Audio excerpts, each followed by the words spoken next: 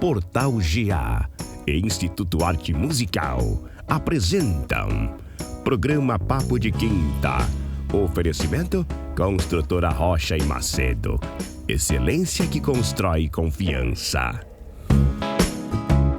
Olá pessoal, sejam bem-vindos a mais um episódio do Papo de Quinta.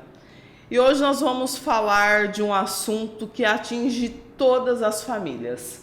Não tem como dizermos que esse assunto não faz parte da família, porque faz.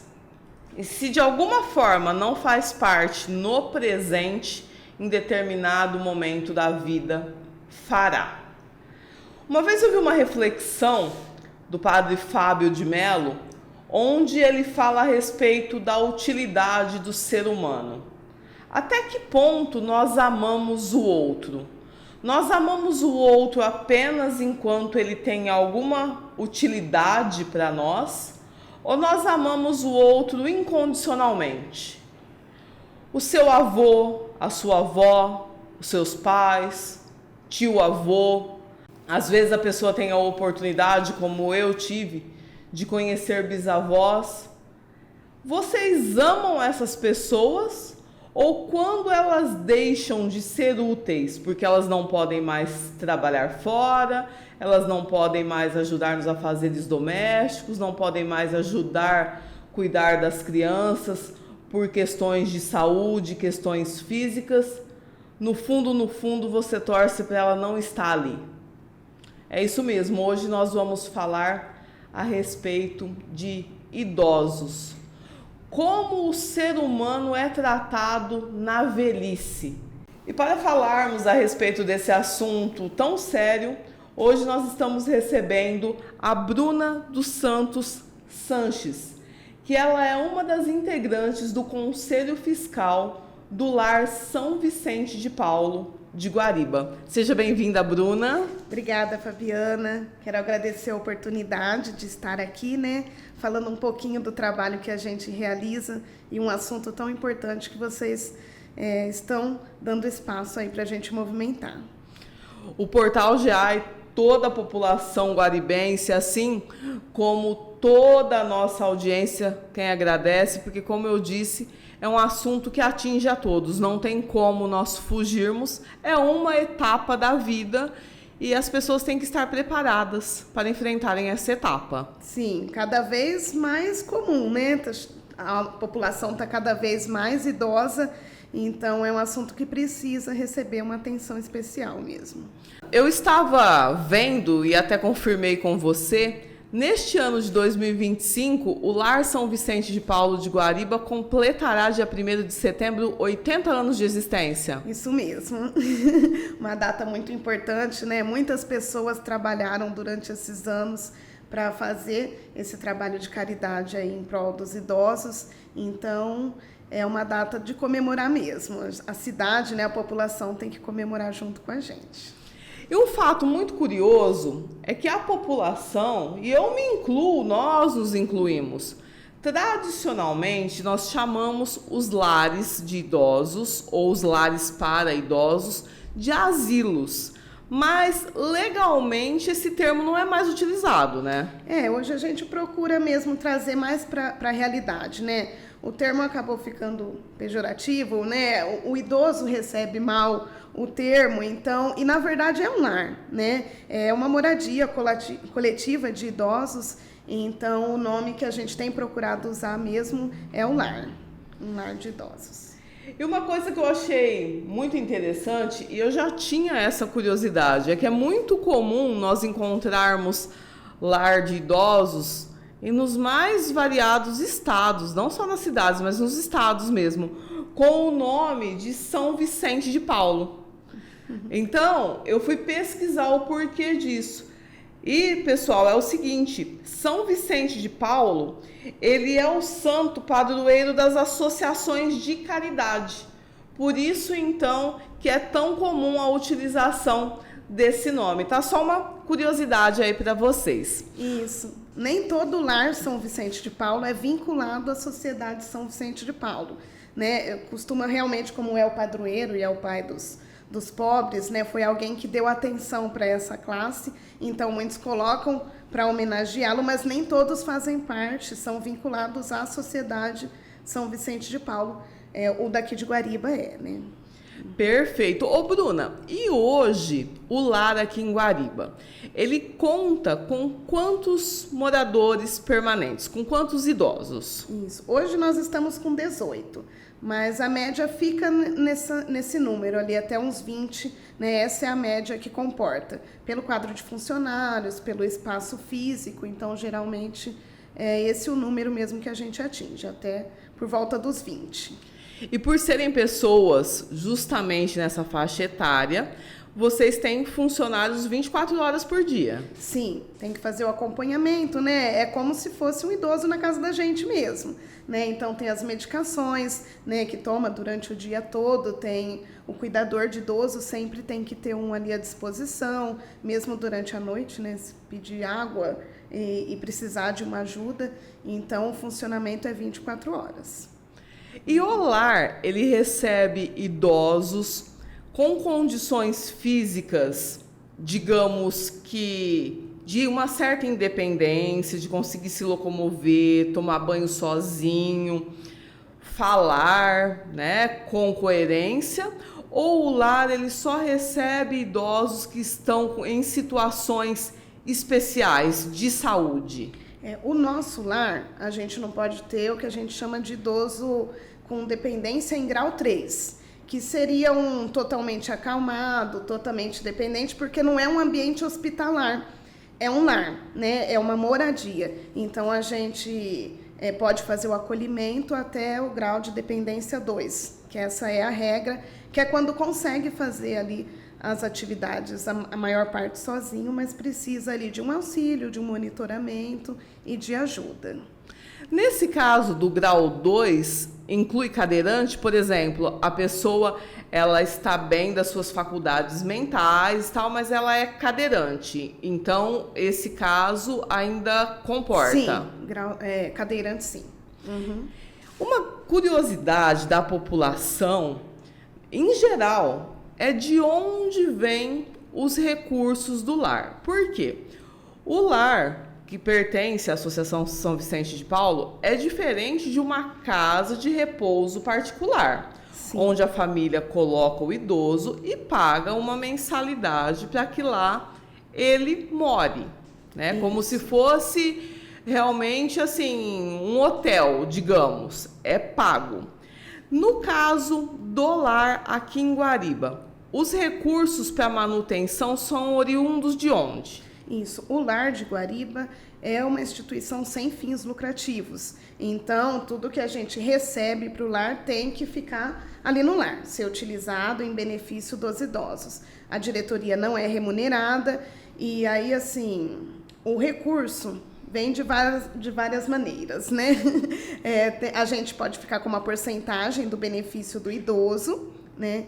Que na maior parte das vezes já vem para o lar com o maior número de empréstimos possíveis ali feitos. Então, já vem geralmente em quantidade reduzida e a gente recebe subvenção do município também, para alguns casos, e a gente recebe também algumas verbas, às vezes estadual, federal, mas essas vêm às vezes para um projeto específico, né? Não vem às vezes tanto para manutenção diária do lar, né? Vem para um projeto ali elaborado, mas nós temos essas verbas e a gente faz eventos também para aqueles gastos ali do dia a dia que não podem ser custeados com direito público, com dinheiro público, e o benefício do idoso também não é suficiente. Então, a gente faz os eventos na cidade também, né? A maior parte da comunidade ajuda, né? E recebemos doações também de alimentos e tudo que Deus toca aí no coração do pessoal. Já houve no município, e acredito que haverá outras também, campanhas de arrecadação de um item específico ou de itens específicos, por exemplo, de higiene pessoal. esse tipo de coisa, né? Isso, nós temos vários parceiros, né, na cidade, gente que gosta de ajudar e que acompanha também o lar, né, então sabe ali, o que está precisando mais. Tem coisas que é mais difícil de receber de doação, tem coisas que a gente usa com mais frequência, então a gente sempre sugere, a gente está precisando disso, o pessoal faz um movimento de arrecadação. Normalmente, quem faz as campanhas alinha ali com o lar, né? E também a maior parte das pessoas já conhecem a sistemática, já sabe ali o que a gente usa com mais frequência. Nós temos várias informações para passar para vocês, mas antes de nós mudarmos de assunto, já que nós falamos dos recursos financeiros, é importante levarmos para a população essa questão do benefício do idoso. Como você já bem colocou, na maior parte das vezes, quando o idoso ele vai morar no lar, o salário dele, seja oriundo de uma pensão ou da aposentadoria, já está com a margem de empréstimo comprometida. Então, ele já é reduzido. Sim.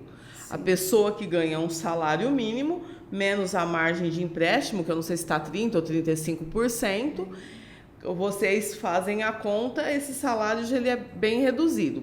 Desse valor que sobra, você disse que um percentual vai para o lar, não é tudo o que sobra. O lar pode ficar com 70% do benefício, né? Se ele já está comprometido os outros 30% ali com outra situação, mas os lares, no geral, podem ficar com 70% do benefício do idoso. Aí uma curiosidade que me surgiu agora. Suponhamos que o idoso ele tenha o benefício na sua integralidade, 100%. O lar fica com 70%. Esses 30% que sobra, fica com quem? Se quem está tendo todos os gastos com o idoso é o lar? Normalmente aí são para gastos íntimos daquele idoso. Né? Às vezes faz uso de alguma medicação que a gente não encontra na rede pública e aí a família, então, ali, né, com esse valor custeia aquele gasto. É menos comum ir mais que os 70%, mas aí vai para necessidades individuais daquele idoso que o lar não cobre. Nós vamos entrar agora no tema como a pessoa chega até o lar. Se quem tem um idoso em casa pode levar esse idoso para residir no lar. Mas antes eu gostaria de te perguntar a última questão sobre o benefício. Acredito eu, me corrija se eu estiver errada, que a maioria deles recebe um salário mínimo. A maioria é BBC, né?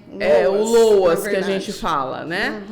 Agora, se no caso a pessoa recebe mais que isso, ela é recebida também no lar ou já vem o caso de como ela, em tese, teria uma situação financeira melhor de ser colocada pela família em uma casa de repouso particular? O lar não se opõe a esse abrigamento, é claro que não. Mas realmente, né, na triagem, se a família tem uma outra saída ali para aquela dificuldade que eles estão enfrentando, né, eles próprios ali acabam tomando outras medidas, né? Mas é bem caro também uma casa de repouso particular, né? Mas acontece sim. Claro que pode ser abrigado no lar, né? Mas no geral a família acaba se ajustando ali de outra maneira, o pessoal que recebe mais que um salário, né? Acaba pagando um cuidador em casa ou mesmo uma clínica particular, mas pode fazer um abrigamento, não é um empecilho para fazer um abrigamento aqui no lar. Tanto que você falou de triagem e é justamente para isso que existe a triagem. Isso. Para o lar poder abrigar quem mais necessita. Exatamente. Fala para a gente um pouquinho a respeito da triagem. A lista, né, a procura por abrigamentos é muito grande, né? A população, como a gente já havia adiantado, né, está ficando cada vez mais idosa. Então, são muitos os pedidos. A gente dá prioridade mesmo hoje para idosos que estão em situação de risco, né, que não tem outra medida a ser tomada a não ser o abrigamento ali no lar. Então, a gente faz o acompanhamento também com assistente social, né, com assistente social do município também, né? Todo mundo em conjunto para encontrar a melhor solução para aquele caso. Então, geralmente, a gente faz o acolhimento quando está em situação de risco, né? Porque como as vagas são poucas, a gente dá prioridade para quem é mais urgente o abrigamento, né? Não há outra saída. Bruna, durante o período que você faz parte do lar, você já fez parte como presidente, né? Também. Já. Uhum. Me fala uma coisa, já aconteceu, por exemplo, da capacidade máxima do lar estar no limite e surgir alguém que precise muito de abrigamento? Que medida foi tomada? Olha, eu particularmente não presenciei. A gente costuma sempre deixar ali uma vaguinha para essas emergências, né? Dentro da capacidade, porque a gente não pode passar. Então, eu particularmente nunca presenciei isso, né? Mas eu acredito assim que se vier um pedido de abrigamento assim, como eu posso dizer, né, direto para o lar pode dizer sim ou não, né? Agora, se for um encaminhamento ali pelo município que precisa de um abrigamento e o convênio aqui não tiver mais essas vagas, ele deve procurar um outro lar, né? Se for um caso em que o município tem que cumprir ali a ordem de efetuar o abrigamento. Agora, sendo particular, né, infelizmente a gente gostaria de poder atender todos, mas não é a nossa realidade, né? Bruna, você que tem bastante experiência na área, conta para o público do Papo de Quinta. É verdade aquilo que o pessoal fala, que muitas famílias colocam o seu ente no asilo, porque muitas pessoas ainda usam esse termo, conforme eu disse, e esquecem? Hoje a gente faz um acompanhamento para a gente tentar manter os vínculos, né? Existe um assistente social justamente para tentar manter o convívio da família. O que acontece, assim, é que o maior número dos idosos que vão, geralmente, é porque não tem família, né? Então, não tinha mesmo uma outra medida, por isso que acabou efetuando o abrigamento.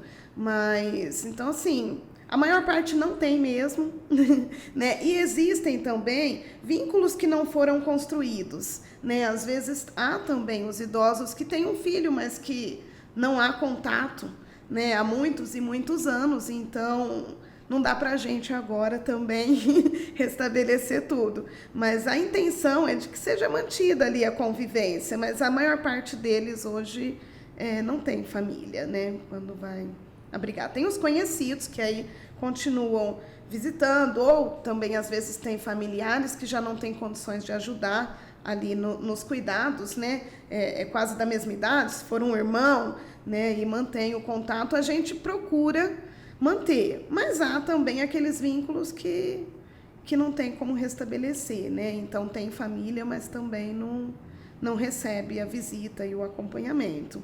Isso existe, né? Eles têm o contato social entre eles e também com a equipe do lar, mas a população pode ir até o lar visitá-los? Existe alguma regra, quem pode, quem não pode? Como que funciona? Por exemplo, hoje eu gostaria de passar 1 hora com os idosos no lar, eu posso? Pode e deve. A gente passou por esse período de pandemia e pós-pandemia e acabou afastando bastante o pessoal que visitava, né? Então, é um apelo que a gente tem feito para o pessoal voltar, né? A gente tem ali, né? Geralmente faz o agendamento, a gente fala que horários, porque, por exemplo, se é horário de banho, né? Aí a gente pede para não ter gente circulando ali na casa deles, ali no local de banho, ou um horário que está fazendo o atendimento com o fisioterapeuta, né? Mas dá para entrar em contato, né? A gente ainda recebe bastante visita, mas precisa de mais. Nós vamos deixar aí no rodapé o telefone do lar, tá? Caso você tenha interesse em fazer uma visita, para vocês agendarem e não correr o risco de, como a Bruna disse, chegar lá, eles estarem em horário de refeição, estarem fazendo alguma atividade, até mesmo tomando banho, dormindo, porque geralmente tem o horário do soninho na parte da tarde. Sim. Assim, nós, e eu me incluo, poderemos chegar até o lar e usufruir com qualidade esse tempo que nós passaremos então lá com eles. E uma coisa que eu acho muito interessante, Bruna, são famílias, por exemplo, na maioria das vezes mães, que levam filhos para visitar, para explicar como é a velhice, porque às vezes a criança não tem a oportunidade de conviver com o idoso no dia a dia. Sim, e eles adoram as crianças, né? A gente até tem falado, né, que antes tinha mais uma movimentação das escolas de levar as crianças. Eu particularmente levo os meus e eles gostam muito de interagir, né? Eles relembram, né? Muitos, como a gente já disse, né? Muitos tiveram filho, mas não viveu aquilo, então é um momento muito bom e vale a pena mesmo. Na minha época de escola, eu estudava no José Pacífico, eu lembro que todo ano tinha a semana de visitas. E cada dia algumas salas iam, a gente conhecia todas as instalações e era muito gostoso, né? A gente ficava esperando ansiosamente pelaquela data para a gente poder fazer aquela interação. Sim, sim. E é bom para todo mundo, né? É bom para as crianças, como você disse, é uma realidade, né? Não dá para a gente ignorar. E é bom para eles também, né? Sentirem que ainda estão inseridos na sociedade. E como que é, de forma assim, bem básica, a rotina deles? O banho pela manhã é parecida com a de um idoso em casa. Tá, então acordou, tomou banho. Medicação, a maior parte ali, tem alguns em jejum, né? Então, medicação de manhã, o café da manhã. Aí temos o almoço e o café da tarde, a janta. E aí tem ali, durante o dia, tem as atividades ali, os acompanhamentos, né? Com a nutricionista, fisioterapeuta e as atividades que a gente faz ali no lar e a rotina de consultas, que também é grande.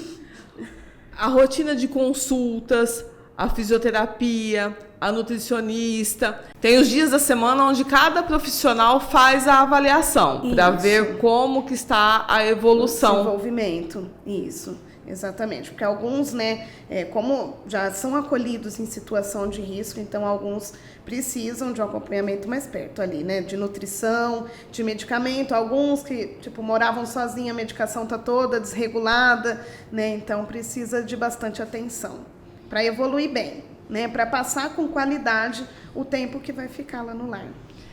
A questão da alimentação, um cardápio geral onde supra todas as necessidades de todos, ou pode ser que haja alguém que precise de uma alimentação específica, como é o caso dos diabéticos, por exemplo? Na verdade, neste momento da vida, a maior parte tem as restrições parecidas, né? E nem a gente não pode comer muito açúcar, né? Tudo que é gostoso não pode. Exatamente. Então, ela normalmente é geral, a não ser que tenha, né, alguma intolerância, alguma restrição bem específica. Mas, no geral, ela ainda tem que conciliar ali o que eles precisam, as doações que a gente recebe, né? Porque às vezes recebe de algum lugar uma fruta da estação, então aí tem que incluir aquela no cardápio. Então, por isso que tem que ser um atendimento bem de perto mesmo, né? Para acompanhar a rotina ali do lar e a rotina deles conforme ali a necessidade. O lar hoje ele conta com quantos colaboradores, aproximadamente? Eu acho que é por volta de 10, mais ou menos, porque esses daí são de carga horária menor, né? A fisioterapeuta, a nutricionista, mas são todos ali, geralmente são todos CLT, então consta ali também como funcionário. Mas aí a gente tem a cozinheira, a moça da lavanderia, o pessoal dos serviços gerais, o cuidador, o pessoal do administrativo, assistente social e a enfermeira, que é a Kélis. O que você considera hoje um ponto crucial? Porque você disse que a fila de espera está muito grande para pessoas que são candidatas a virem a morar no lar. Além do número de idosos estar crescendo estatisticamente ano a ano, não só no Brasil, mas no mundo, que outro fator você acha que contribui para essa fila ficar tão grande? Eu acho que a gente não foi preparado para lidar com a velhice, né? E assim, demanda bastante cuidado, demanda bastante recurso financeiro, né? E assim, o atendimento à criança, ela começa precisando mais e depois ela vai precisando menos, né, da gente.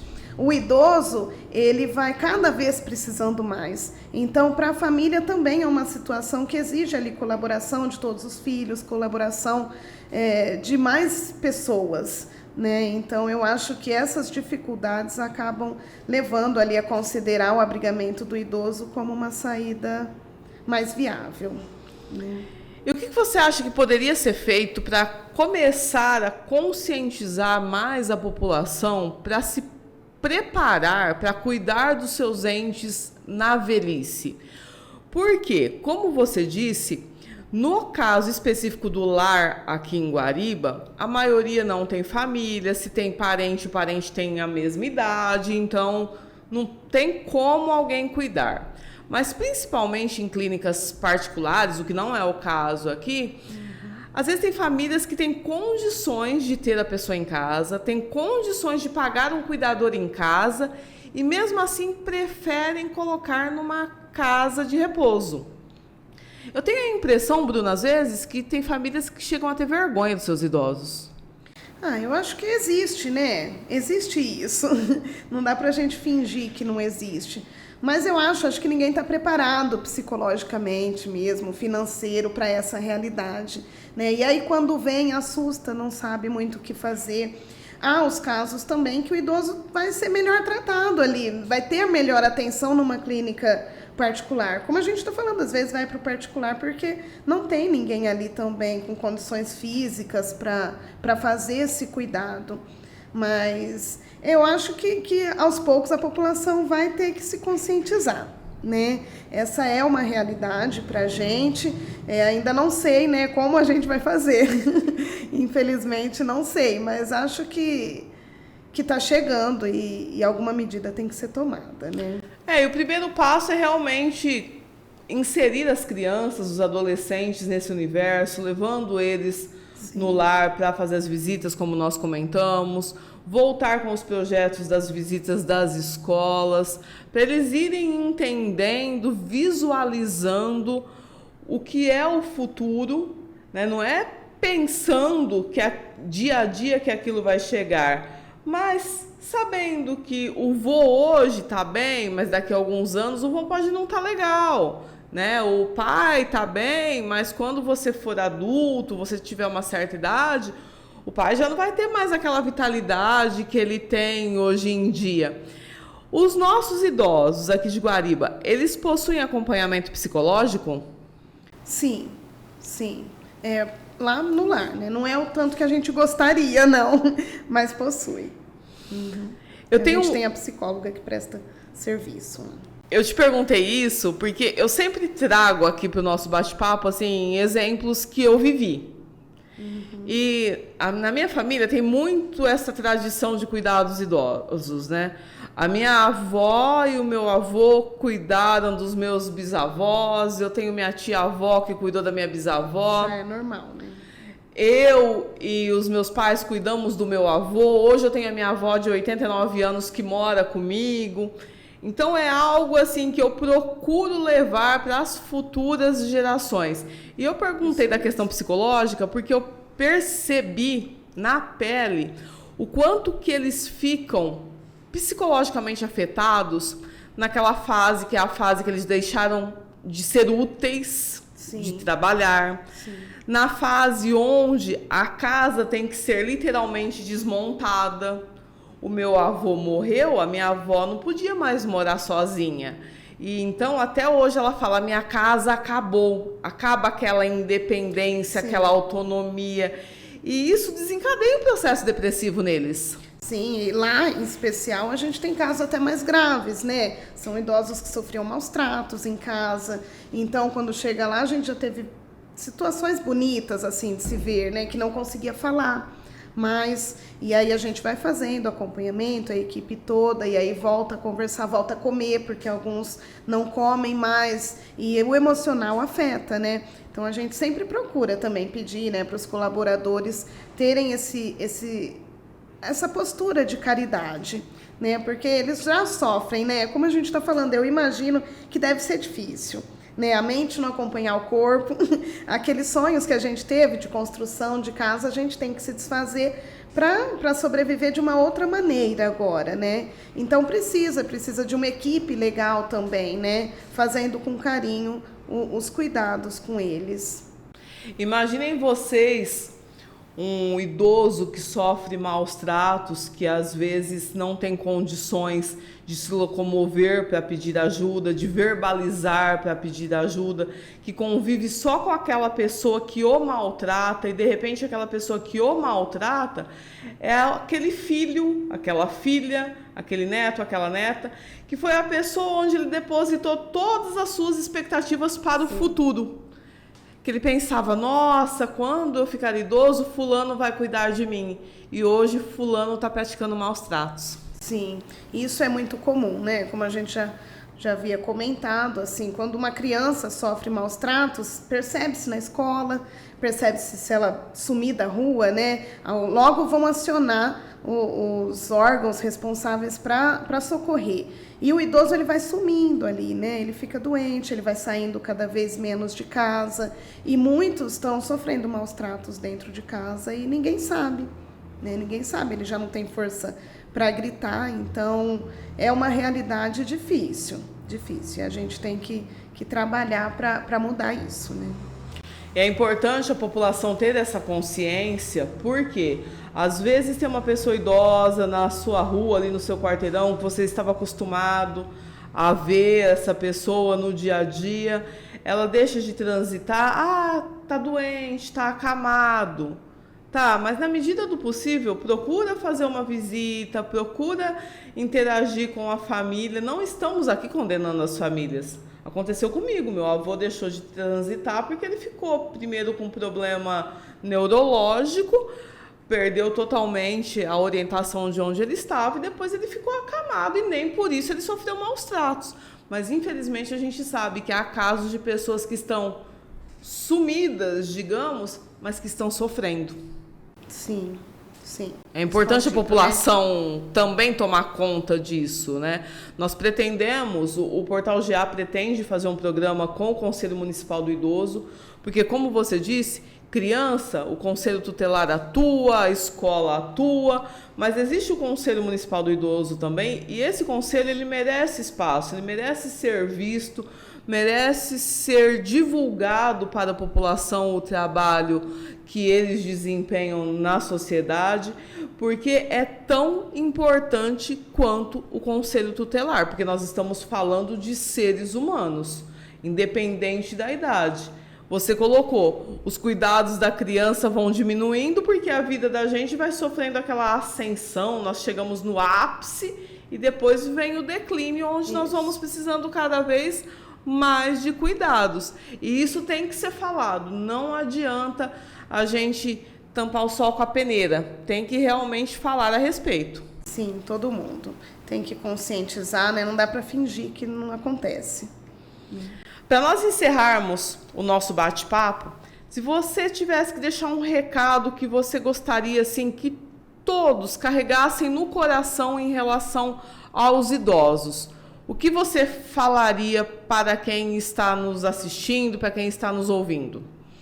Eu acho que é um contato que é necessário, né, para a nossa conscientização, porque a gente também vai chegar nesse ponto, e que eles têm muita coisa legal para dizer, para ensinar, para falar. É uma experiência muito boa. Eu sei que é custoso para quem faz esse serviço de cuidado, né, para a família toda ou mesmo para o pessoal do lar, mas vale a pena, né? É muito precioso. A gente também presencia muitas coisas bonitas lá no lar, né? Coisas que a gente leva para a vida toda, com certeza. Vale muito a pena aproveitar a experiência deles, o que eles já viveram, né? Os conselhos ajuda também a gente a viver a nossa vida.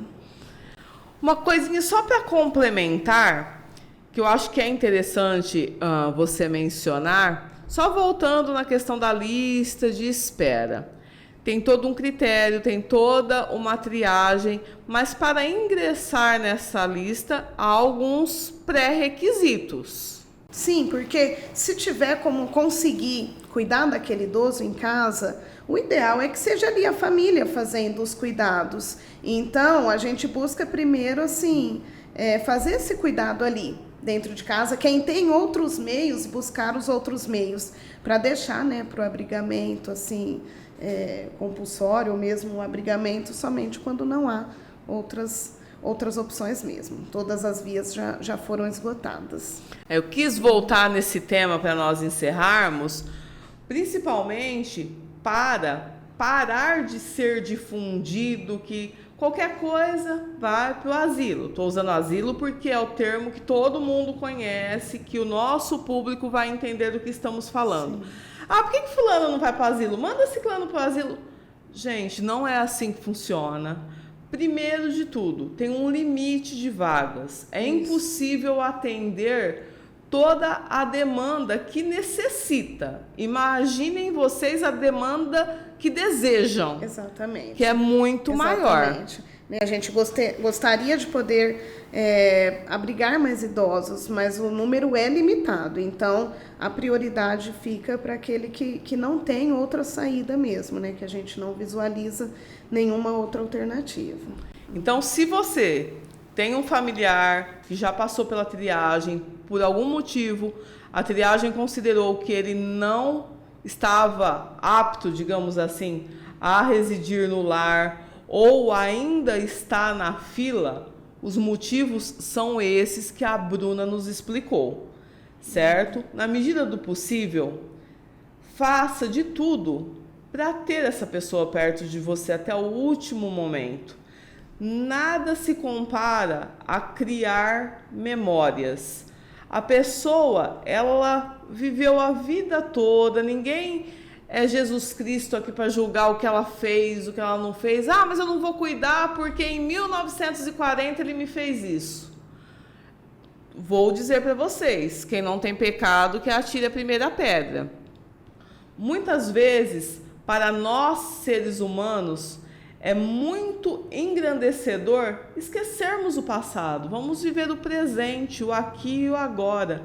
Aqui e agora, a cliente está precisando de nós. E graças a Deus nós temos condições de prestar essa assistência, esse cuidado que eles necessitam. Assim, quando eles deixarem de estar entre nós, a única coisa que nós vamos carregar vai ser muita saudade, mas não remorso e arrependimento.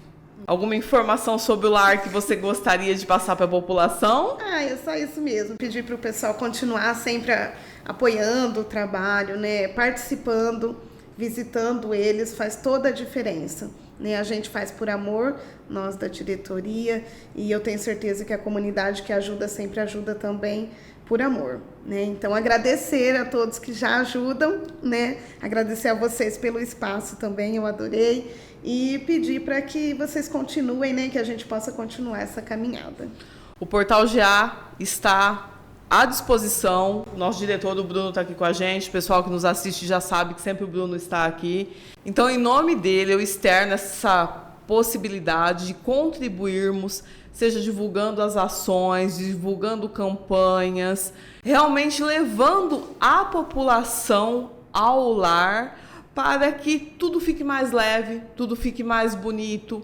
Quem planta amor, colhe amor. Eu sempre digo que você merece ser feliz e certamente os nossos idosos que estão lá no lar não têm essa possibilidade de assistir o YouTube. Às vezes, as meninas podem colocar lá para eles, tem alguns que não vão nem entender do que a gente está falando, mas nem por isso eles merecem ser menos felizes do que nós. E saiba que, como sociedade, a felicidade deles também depende de cada um de nós. Muito obrigado pela audiência, fiquem todos com Deus, cuidem dos seus idosos, construam memórias e um beijo neles em nome do Portal GA. Até o próximo!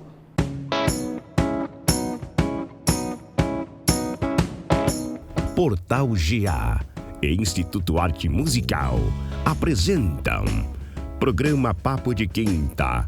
Oferecimento Construtora Rocha e Macedo. Excelência que constrói confiança.